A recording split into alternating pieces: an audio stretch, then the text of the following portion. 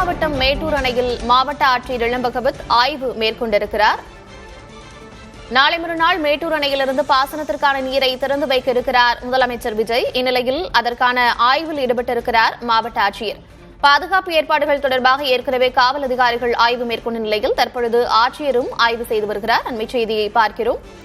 நாளை மறுநாள் மேட்டூர் அணையிலிருந்து பாசனத்திற்கான நீரை திறந்து வைக்க இருக்கிறார் முதலமைச்சர் விஜய்.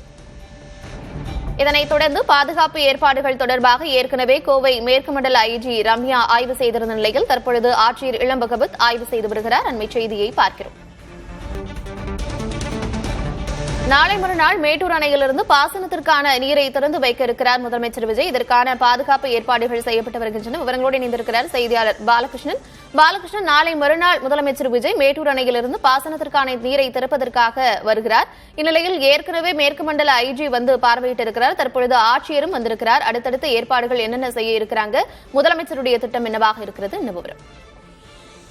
கார்த்திகா, மேட்டூர் அணையிலிருந்து நாளை மறுதினம் டெல்டா பாசனத்திற்கு, அதாவது சம்பா சாகுபடிக்காக தண்ணீர் திறக்க தமிழக முதல்வர் விஜய் அவர்கள் வந்து மேட்டூருக்கு வர இருப்பதாக வந்து தகவல் மட்டும் தான் வெளியாயிருக்கு. இந்த தகவலை தொடர்ந்து காலையில வந்து கோவை மேற்கு மண்டல ஐஜி ரம்யா பிரியா வந்து ஆய்வு மேற்கொண்டாங்க. தொடர்ந்து காவல்துறை அதிகாரிகள் காலையில இருந்தே தொடர்ச்சி ஆய்வு பண்ணிட்டு வந்தாங்க. இந்த நிலையில தற்பொழுது சற்று முன் வந்து சேலம் மாவட்ட ஆட்சியர் இளம்பகவத் வந்து மேட்டூர் அணையிலிருந்து தண்ணீர் திறக்கக்கூடிய பகுதி, அதாவது முதலமைச்சர் நின்று தண்ணீர் திறக்கக்கூடிய பகுதியை வந்து ஆய்வு மேற்கொண்டாரு. அந்த இடத்துல இருந்து எது மாதிரியான ஏற்பாடுகள் செய்ய வேண்டும் அப்படிங்கறதும் அதிகாரிகளுக்கு அறிவுறுத்தியிருக்காரு. இதனைத் தொடர்ந்து இப்ப முன்னேற்பாடு பணிகளும் எது மாதிரி நடந்துட்டு இருக்கு அப்படிங்கிற குறித்தும் அதிகாரிகிட்ட கேட்டறிஞ்சாரு.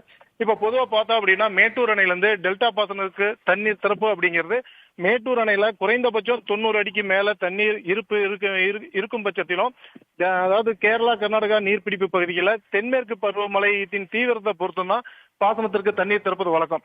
ஆனால் நடப்பாண்டுல தென்மேற்கு பருவமழை பொறுப்புள்ள நிலையில ஒவ்வொரு முறையும் நம்ம வந்து ஒழுங்காற்று குழு, காவிரி மேலாண்மை ஆணையம், உச்சநீதிமன்றம் அப்படின்னு நம்ம தொடர்ந்து நம்ம போராடி தான் தண்ணீர் பெறக்கூடிய நிலைமை தற்பொழுது நீடிச்சிட்டு வருது. இந்த நிலையில இப்ப காவிரி மேலாண்மை ஆணையம் வந்து தொடர்ந்து 28ஆம் தேதியிலிருந்து 15 நாட்களுக்கு வந்து தினமும் வினாடிக்கு 9000 கனஅடி தண்ணீர் திறக்கணும் அப்படின்னு சொல்லி உத்தரவிட்டிருக்கு. அந்த உத்தரவை கர்நாடக அரசு எந்த அளவுக்கு அதை மதித்து தமிழகத்துக்கான தண்ணீரை கொடுப்பாங்க அப்படிங்கறதும் ஒரு கேள்விக்குறியாதான் முன்வைக்கப்படுது. இப்ப இந்த நிலையில இப்ப மேட்டூர் அணையில பொறுத்த வரைக்கும் பார்த்தா அப்படின்னா இப்ப வரைக்கும் 51 டிஎம்சி மட்டும் தான் நீர் இருப்பு இருக்கு. இப்ப மேட்டூர் அணையில இருந்து சம்பா, தாளடி போன்ற விவசாய பணிக்காக 205 டிஎம்சி தண்ணீர் வந்து மேட்டூர் அணையில இருந்து மட்டுமே திறக்கணும்.